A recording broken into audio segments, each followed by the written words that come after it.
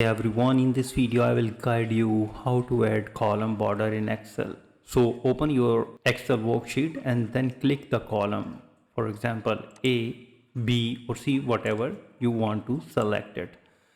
This will be selected entire column, and if you want to select the particular part of the column, then you need to select with the mouse and then go to the home tab on the ribbon, and in the font group click on the borders button like a small square grid. So here are the some options. If you want to add all borders, so this will add borders to every cell in the column. If you no need of all borders, then click on again and no border.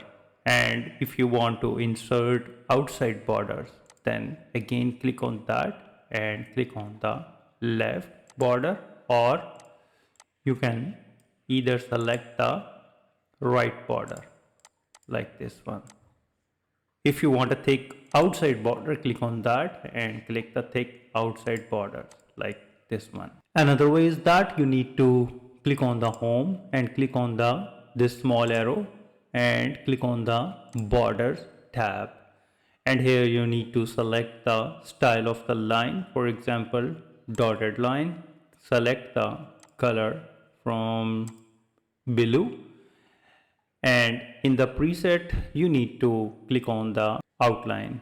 You can see that outline borders has been inserted. Click OK, and here it is.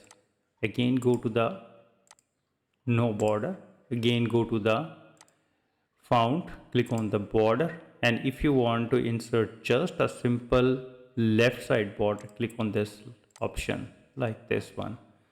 But you have to again select the color and select the line, and now click on the left side to insert the column.